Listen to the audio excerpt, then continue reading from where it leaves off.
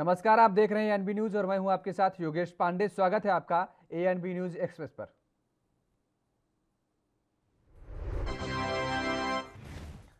हरियाणा में सभी 10,000 राशन डिपुओं को अन्नपूर्णा उत्सव शुरू कर दिया गया है। 2 दिन चलने वाले अन्नपूर्णा महोत्सव में प्रधानमंत्री गरीब कल्याण योजना के तहत करीब 46 लाख लोगों को मुफ्त में 5 किलोग्राम गेहूं प्रति व्यक्ति दिया जा रहा है। पंचकुला में आज राज्य स्तरीय अन्नपूर्णा कार्यक्रम का आयोजन किया गया। पीडब्ल्यूडी रेस्ट हाउस में ये आयोजन किया गया। इस कार्यक्रम में हरियाणा के मुख्यमंत्री मनोहर लाल खट्टर, उप मुख्यमंत्री दुष्यंत चौटाला उपस्थित रहे।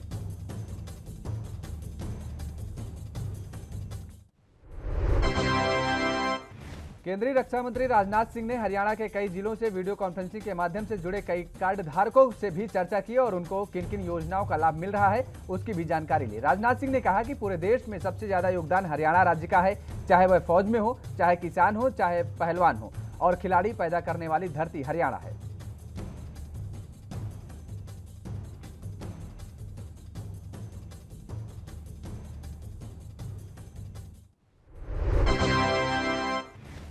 देश की राजधानी दिल्ली में गुरुवार को ऑस्ट्रेलिया दूतावास के बाहर कई अफगान नागरिक इकट्ठा हो गए।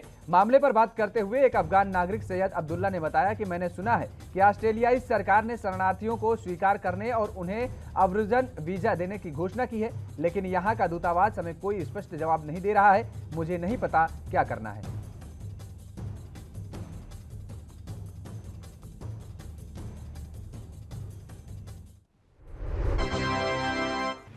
अफगान नागरिकों ने कहा, हमने सुना है कि ऑस्ट्रेलियाई दूतावास अफगान नागरिकों को 3,000 वीजा दे रहा है। जब हम यहां आए तो उन्होंने हमें एक फॉर्म दिया जिसमें कहा गया है कि हमें पहले यूएनएचसीआर शरणार्थियों के लिए संयुक्त राष्ट्र के उच्चायुक्त को एक ईमेल भेजना होगा जो हमें वीजा के लिए दूतावास के पास भेजने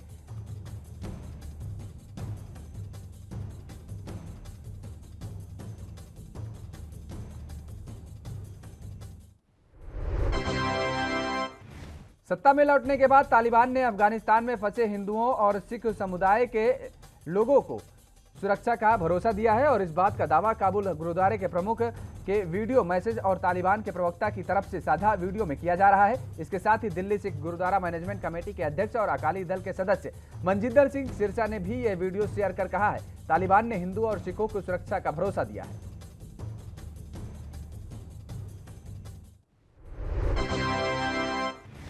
शिरोमणि अकाली दल के नेता मनजिंदर सिंह सिरसा ने 19 अगस्त को कहा कि काबुल में रहने वाले सिख समुदाय भयभीत हैं। हालांकि गुरुद्वारा जाने वाले तालिबान नेताओं ने उन्हें सुरक्षा का आश्वासन दिया है। 320 लोगों में से 50 हिंदू परिवार के हैं और बाकी सिख हैं। हमने उन्हें अफगानिस्तान से निकालने के लिए एक चार्टर्ड फ्लाइट की तैयार किया है, लेकिन स्थिति और बिगड़ती गई। राष्ट्रपति के देश छोड़ने के बाद हवाई अड्डों को बंद कर दिया गया है।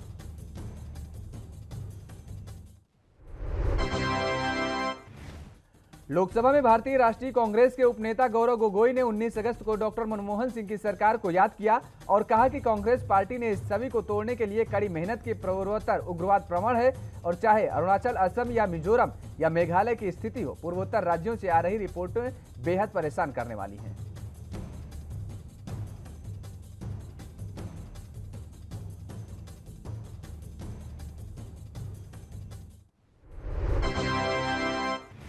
गौरव गोगोई ने कहा, मनमोहन सिंह की सरकार के दौरान कांग्रेस ने इस छवि को तोड़ने की बहुत कोशिश की थी कि पूर्वोत्तर उग्रवाद प्रवण है, लेकिन अब हम देखते हैं कि वहां फिर से हमले और हिंसा हो रही है। ये सब पूर्वोत्तर की छवि को आहत करते हैं।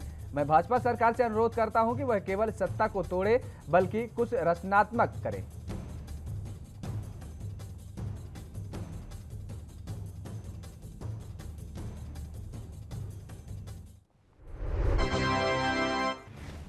पंजाब कांग्रेस प्रधान नवजोत सिंह सिद्धू के सलाहकार मलविंदर सिंह माली के खिलाफ गुरुवार को यहां भारतीय जनता पार्टी के नेताओं का गुस्सा फूट पड़ा। माली के कश्मीर को अलग देश बताए जाने का बयान सामने आने के बाद गुरुवार को बीजेपी युवा मोर्चा के सदस्य सिद्धू का घेराव करने पहुंचे। इस बीच पुलिस ने उन्हें उनकी कोठी के बाहर जाने से पहले ही रोक लिया। बीजेपी कार्यकर्ताओं ने बैरिकेड को तोड़कर आगे जाने की कोशिश भी की, लेकिन पुलिस ने उन्हें ऐसा नहीं करने दिया।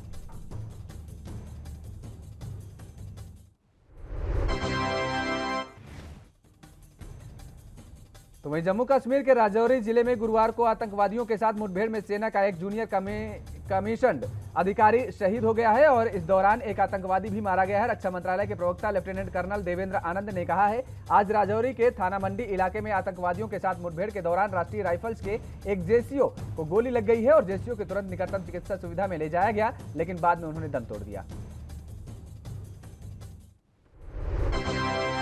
राज्यसभा के घटनाक्रम के विरोध में मुख्यमंत्री भूपेश बघेल के साथ मंत्री विधायक समेत कांग्रेस के दिग्गज नेता मौन धरने पर बैठ गए और सभी ने 1 घंटे तक मौन प्रदर्शन किया। बता दें कि मौन प्रदर्शन के प्रदेश कांग्रेस अध्यक्ष मोहन मरकम, सांसद फूला देवी नेताम और सांसद छाया वर्मा भी धरने पर बैठी। दरअसल कांग्रेस का कहना है कि राज्यसभा में दोनों महिला सांसदों के साथ दुर्व्यवहार किया गया है।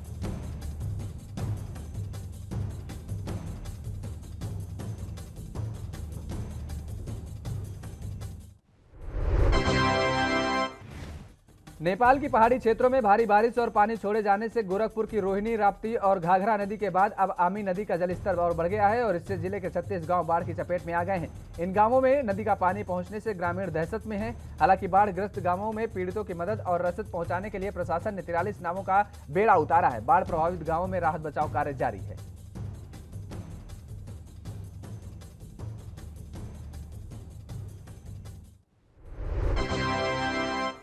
टोक्यो ओलंपिक के बाद अब पैरालंपिक की तैयारी जारी हो गई है और इन खेलों में शामिल होने के लिए भारतीय दल टोक्यो रवाना हो चुका है। इसी बीच टोक्यो जाने से पहले भारतीय जेवलिन खिलाड़ी संदीप चौधरी ने मीडिया से बात करते हुए कहा कि इस बार फतह हासिल करके जरूर लौटेंगे।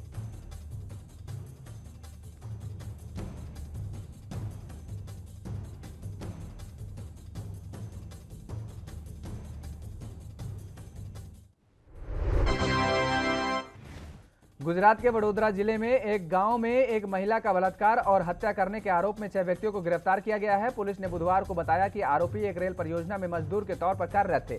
वहीं वडोदरा ग्रामीण के पुलिस अधीक्षक सुधीर देसाई ने बताया है कि मजदूरों की कॉलोनी में रहने वाले आरोपियों ने 2 दिन पहले 37 वर्षीय एक महिला का खेत में कथित तौर पर बलात्कार किया, जहां वह घास काटने गई थी।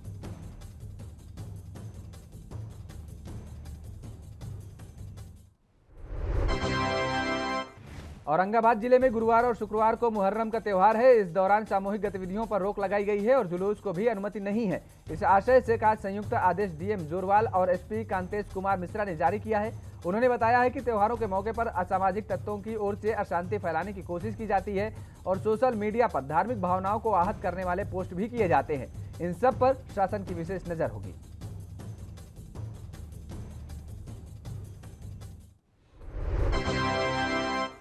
यूपी के बदायूं में पशु तस्करी के मामले में लगातार तेजी से बढ़ते देखते मामले दिख रहे हैं और इसी कड़ी में पुलिस ने उसहाय थाना क्षेत्र के वार्ड नंबर 3 इलाके के चेकिंग अभियान की शुरुआत की है, जिसके बाद एक कार में 14 लंगूरों को पुलिस टीम ने बरामद किया है।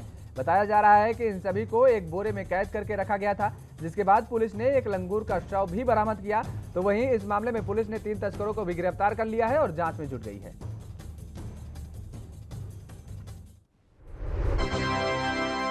खबर यूपी के बस्ती से है, जहां दुबैलिया थाना क्षेत्र में ग्रामीणों ने एक दरोगा की पिटाई कर दी है। बताया जा रहा है कि दरोगा आशिक मिजाज का है और अपनी प्रेमिका से मिलने के लिए गांव आया था, जिसके बाद ग्रामीणों ने उसे घेर लिया। अपने बचाव में दरोगा ने असलाह से फायरिंग भी की, जिसके बाद आक्रोशित ग्रामीणों ने दरोगा की जमकर पिटाई की और स्थानीय पुलिस को इस बात की सूचना दी।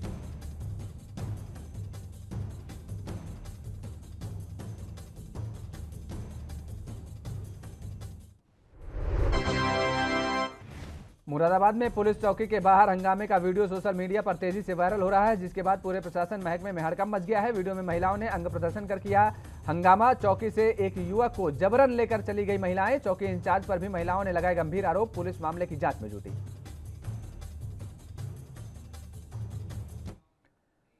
फिलहाल रुकते हैं एक छोटे से ब्रेक के लिए। ब्रेक के बाद फौरन हाजिर होते हैं।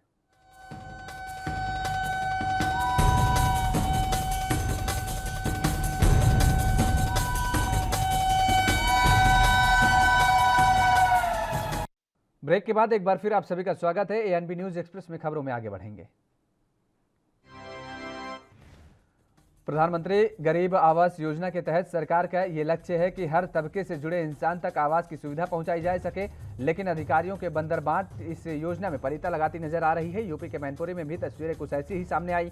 यहाँ भ्रष्टाचार के चलते ऐसी तस्वीरें देखने को मिली जो मौजूदा हालात की हकीकत बयां करती नजर आ रही हैं। लाभार्थियों को योजना का फायदा मिलना तो दूर की बात, इन्हें खुली छत के नीचे गुजारा करना पड़ रहा है।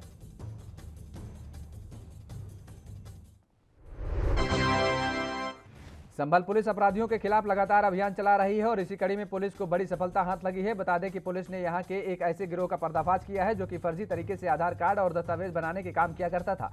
मुखबिर की सूचना के बाद पुलिस ने आरोपियों को गिरफ्तार कर लिया है और जांच में जुट गई है।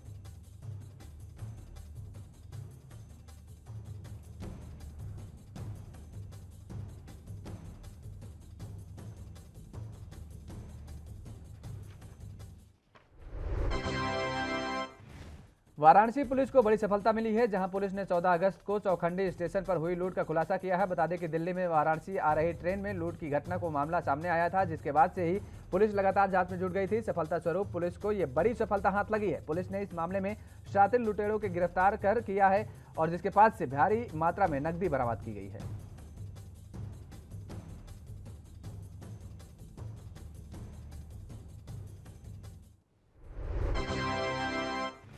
मध्य प्रदेश के गृह मंत्री डॉक्टर नरोत्तम मिश्रा ने संस्कृत भाषा के महत्व को बताते हुए सभी से 19 अगस्त से लेकर 25 अगस्त तक संस्कृत सप्ताह मनाने की अपील की है। इस दौरान उन्होंने संस्कृत भाषा में महत्व को बताते हुए कहा है कि संस्कृत भाषा ही भारत की संस्कृति है और साथ ही यह इकलौती ऐसी भाषा है जिसने विश्व की सभी भाषाओं को जन्म दिया है। साथ ही उन्होंने संस्कृत भाषा के श्लोकों का उच्चारण भी किया और संस्कृत भारती के द्वारा मनाई जा रहे संस्कृति सप्ताह को सभी प्रदेशवासियों से मनाने की अपील की। मध्य प्रदेश में कोरोना का संक्रमण एक दिन में 2 गुना हो गया है। प्रदेश में गुरुवार को 18 नए संक्रमित मरीज मिले हैं। गुरुवार को मिले केसों में सबसे ज्यादा मामले भोपाल में 6 आए हैं, तो वहीं इंदौर जबलपुर में 3 पॉजिटिव आए हैं। प्रदेश में कोरोना का पॉजिटिव रेट 0.01 बढ़कर 0.02 हो गया है।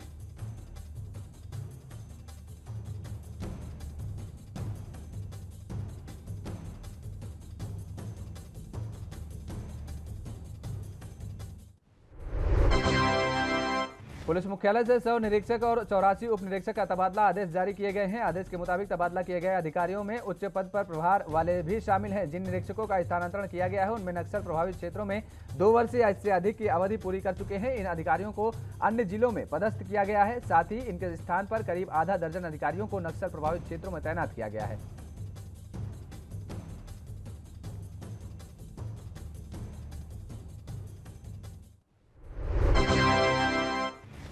मध्य प्रदेश में भारी बारिश का अलर्ट जारी किया गया है। बता दें कि जुलाई के महीने में कहर बनकर बरसे बादल अब और कहर बरसाने के लिए तैयार है। मौसम विभाग ने इस संदर्भ में पूर्वानुमान लगाया है कि राज्य में आने वाले 3 दिनों में भारी बारिश का आलम देखने को मिल सकता है। मौसम विभाग ने अलर्ट जारी किया है कि 24 जिलों में गरज और चमक के साथ पानी की बौछारें देखने को मिलेंगी। इसी को लेकर लोगों से बिना किसी जरूरी काम के घरों में रहने की अपील की जा रही है।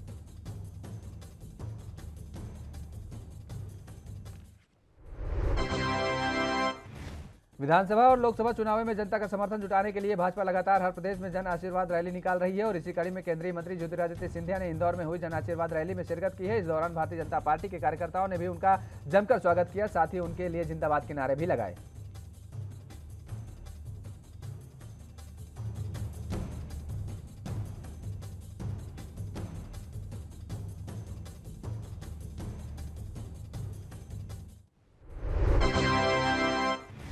अखिल भारतीय विद्यार्थी परिषद महानगर के छात्रों ने इंदौर कलेक्टर कार्यालय के बाहर प्रदर्शन किया और मांगों को लेकर अपनी आवाज बुलंद की है। इस दौरान कोरोना गाइडलाइन को भी जमकर धज्जियां उड़ाई गई हैं। बता दें कि छात्रवृत्ति आवास योजना के लिंक खोले जाने और महाविद्यालय खेले जाने के लेकर इस प्रदर्शन को किया गया है। इस दौरान कलेक्टर कार्यालय के बाहर भारी बल भी मौजूद रहा।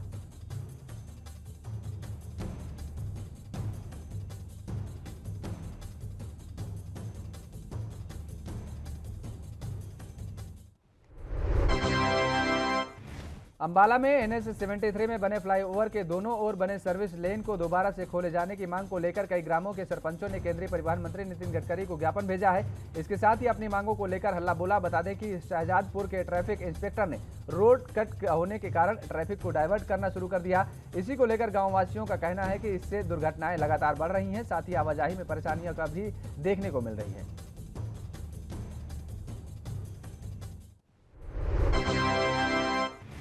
हरियाणा के सोनीपत के बहालगढ़ रोड स्थित किया सर्विस सेंटर और कार के शोरूम में भयंकर आग लग गई है। आग लगने से किया कार के सर्विस सेंटर में सर्विस के लिए आई 10 से ज्यादा गाड़ियां जलकर खाक हो गई हैं। शोरूम में भी 7 कारें जलकर राख हो गई। दोनों शोरूम में अज्ञात कारणों से लगते आग लगी है और आग लगने से दोनों शोरूम में करोड़ों रुपए का नुकसान की संभावना जताई गई है। फिलहाल रुकते हैं एक और छोटे से ब्रेक के लिए। ब्रेक के बाद फौरन हाजिर होते हैं।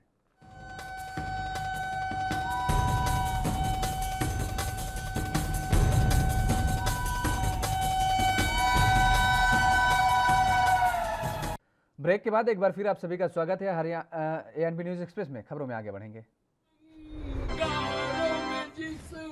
हरियाणा के गृह व स्वास्थ्य मंत्री अनिल विज का एक वीडियो सोशल मीडिया पर तेजी से वायरल हो रहा है और इस वीडियो में विज गाना गाते हुए नजर आ रहे हैं। बता दें कि अपने गृह क्षेत्र में उन्होंने मशहूर गायक बी प्राक से मुलाकात की है और इस दौरान खुशी के मारे उन्होंने गाना शुरू कर दिया। उसका वीडियो अब सोशल मीडिया पर जमकर वायरल हो रहा है। वो तेरी नदियों में बह जावा, तेरे खेतों में लहरावा, इतनी सी है दिल की।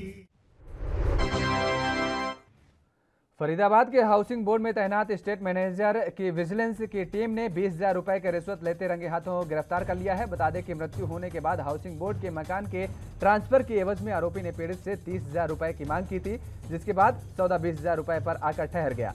आपको वो ये भी बता दें कि अपनी सरकारी कार्यालय पर ही उन्होंने पीड़ित से पैसे लिए, जिस दौरान विजिलेंस की टीम ने उन्हें गिरफ्तार कर लिया।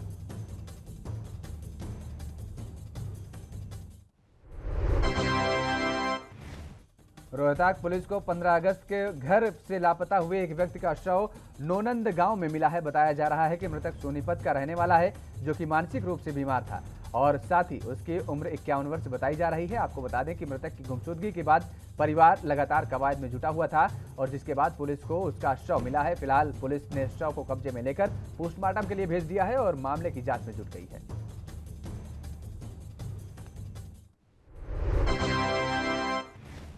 यमुनानगर में एक चोर के स्थानीय लोगों ने जमकर धुनाई की है, तो वहीं ये घटना वहां लगे सीसीटीवी कैमरे में कैद हो गई है। बता दें कि चोर एक दुकान के बाहर लगी मोटर चुराकर भाग रहा था, जिसके बाद एक स्थानीय की उस पर नजर पड़ गई और जिसके बाद भीड़ इकट्ठा हो गई और लोगों ने उस चोर को जमकर धुनाई की और फिर डायल 112 पर कॉल कर उसे पुलिस के हवाले कर दिया।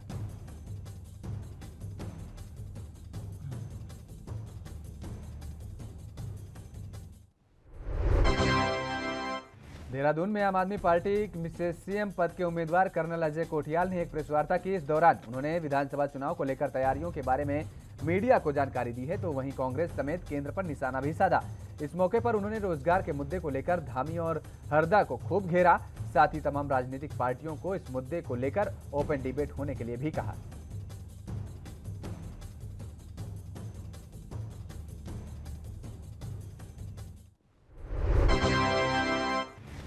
उत्तराखंड के मुख्यमंत्री पुष्कर सिंह धामी 2 दिवसीय खटीमा दौरे पर हैं और इस दौरान रक्षाबंधन मिलन समारोह कार्यक्रम आयोजित किया गया, जहां क्षेत्र के महिलाएं भी पहुंची और स्थानीय महिलाओं ने मुख्यमंत्री पुष्कर सिंह धामी को राखी बांधी और उनके उज्जवल भविष्य की कामना भी की।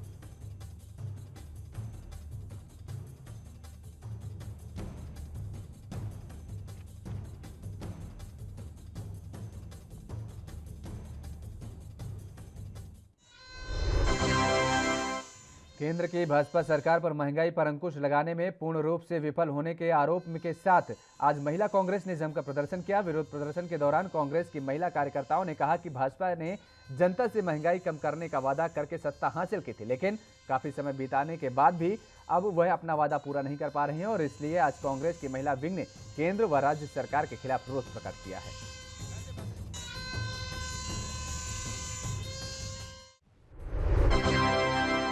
उत्तराखंड के लक्सर कोतवाली में आज पुलिस क्षेत्राधिकारी सहित सभी पुलिसकर्मियों ने सद्भावना दिवस मनाया। सद्भावना दिवस के अवसर पर सभी ने एक साथ शपथ ली और इस दौरान पुलिस के कार्यों में भी सभी एक साथ मित्रता व सम्मानपूर्वक कार्य करेंगे।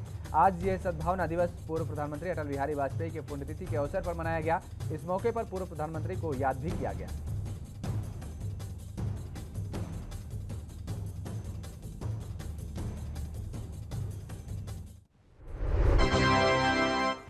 बिहार में आरजेडी पार्टी में एक बार फिर से शुरू हुआ आपसी बवाल। पार्टी के यूथ विंग में हुए तबादले को लेकर तेज प्रताप ने किया ट्वीट।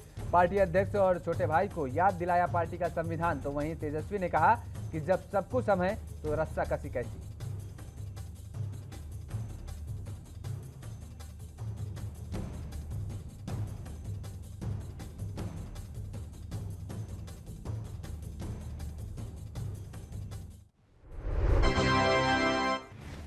केंद्रीय स्वास्थ्य मंत्री मनसुख मंडाविया ने मंदिर के दर्शन किए। राजकोट के खोडल धाम मंदिर में स्वास्थ्य मंत्री ने पूजा अर्चना की। इस दौरान उनकी सुरक्षा में भी भारी भीड़ की तैनाती देखने को मिली। बता दें कि केंद्रीय मंत्री बनने के बाद पहली बार उन्होंने इस मंदिर के दर्शन किए हैं और आगे के कार्यकाल के लिए ईश्वर से प्रार्थना की।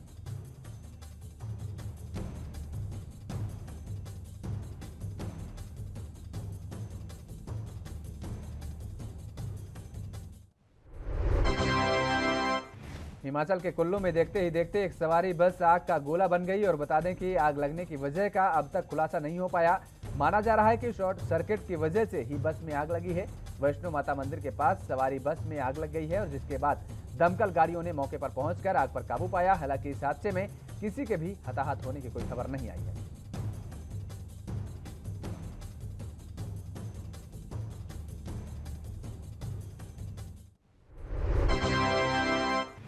जगदलपुर पुलिस को बड़ी सफलता हाथ लगी है। बता दें कि पुलिस ने यहां 1 महीने पहले हुई लूट का खुलासा किया है। इस मामले में पुलिस ने 4 लोगों को गिरफ्तार भी कर लिया है। बताया जा रहा है कि 1 महीने पहले सराफा व्यापारी के साथ लूट का मामला सामने आया था, जिसके बाद से ही पुलिस टीम एक्टिव हो गई है और इन अभियुक्तों को पुलिस ने गिरफ्तार कर जांच करने में जुट गई है। मुस्लिम समुदाय में मुहर्रम की तैयारियां तेज हो गई हैं और त्योहार को लेकर काफी तैयारियां देखने को मिल रही हैं। साल में एक बार आने वाले इस त्योहार को लेकर भारत के मुस्लिम वर्ग के लोग भी काफी इंतजाम कर रहे दिखते हैं और इस कड़ी में जम्मू कश्मीर के श्रीनगर में मुस्लिम समुदाय के लोगों में बढ़ चढ़कर मुहर्रम की तैयारियां तेज हो गई हैं और इसके साथ ही बाजार में बड़ी संख्या में एकत्रित होकर एकजुटता का संकेत दिया। बिग बॉस सीजन 12 की विजेता और मशहूर टीवी अभिनेत्री दीपिका कक्कड़ अक्सर ट्रोल्स के निशाने पर रहती हैं। स्वीट और मधुर अंदाज से फेमस अभिनेत्री को भी ट्रोल्स की नाराजगी का सामना करना पड़ता है। इसी कड़ी में एक लाइव सेशन के दौरान फैंस ने उनके ससुराल वालों पर नौकरानी की तरह बर्ताव करने का आरोप लगाया है। दरअसल लाइव के दौरान बार बार उनके घर वाले उनसे बात करते कैमरे के सामने आ रहे थे।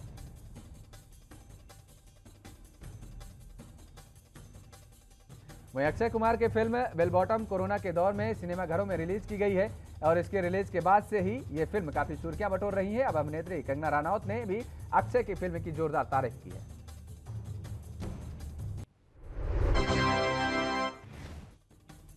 अफगानिस्तान पर तालिबान के कब्जे के बाद से ही पूरी दुनिया में हड़कंप मचा हुआ है, तो वहीं वहां रह रहे लोगों के वहां से भागना का सिलसिला भी जारी हो गया है। ऐसे में क्रिकेटर रशीद खान ने अफगानिस्तान के आजादी दिवस पर इंस्टाग्राम पर भावुक पोस्ट लिखा है। ठीक 1 महीने के बाद से यूएई में शुरू होने जा रहे आईपीएल 2021 के दूसरे संस्करण को लेकर बीसीसीआई ने कथित तौर पर फ्रेंचाइजी के लिए टीम की लिस्ट जमा करने की समय सीमा 20 अगस्त तक निर्धारित कर दी है।